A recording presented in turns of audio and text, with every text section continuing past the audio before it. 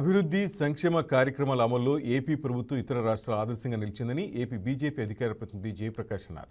2019-24 మధ్య వైసీపీ ప్రభుత్వం రాష్ట్రాన్ని సర్వనాశనం చేసిందని విమర్శించిన జయప్రకాష్, ఎన్డీఏ ప్రభుత్వం వచ్చిన తర్వాత అమరావతి, పోలవరం వంటి కీలక ప్రాజెక్టులు వేగంగా ముందుకు సాగుతున్నాయని, పారిశ్రామికంగా రాష్ట్రం అభివృద్ధి చెందుతుండగా 18 లక్షల కోట్ల పెట్టుబడులు వస్తున్నాయన్నారు.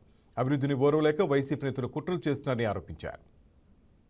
గత 5 సంవత్సరాలు 2019 నుంచి 2024 దాకా ఉన్నటువంటి జగన్మోహన్ రెడ్డి గారి ప్రభుత్వం ఏ రకంగా ఆంధ్ర రాష్ట్రాన్ని విధ్వంసం సృష్టించి అవినీతికి ఒక బ్రాండ్ అంబాసిడర్గా ఉన్నటువంటి జగన్మోహన్ రెడ్డి గారు రాష్ట్రాన్ని సర్వనాశనం చేసేటటువంటి పరిస్థితి నుంచి, అంధకారం నుంచి ఇవాళ అభివృద్ధి దిశగా రాష్ట్రం ముందుకు వెళ్తా ఉన్నటువంటి పరిస్థితి మనందరం కూడా చూస్తూ ఉన్నాం.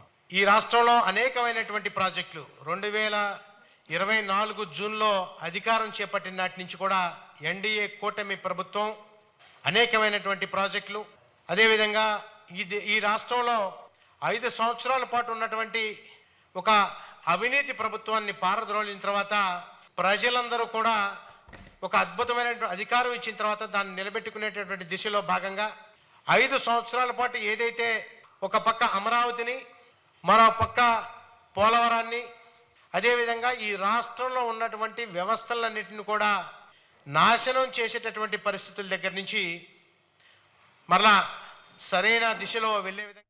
Please subscribe to YK TV Network. Please subscribe to YK TV. Please watch YK News. Don't forget to subscribe YK News channel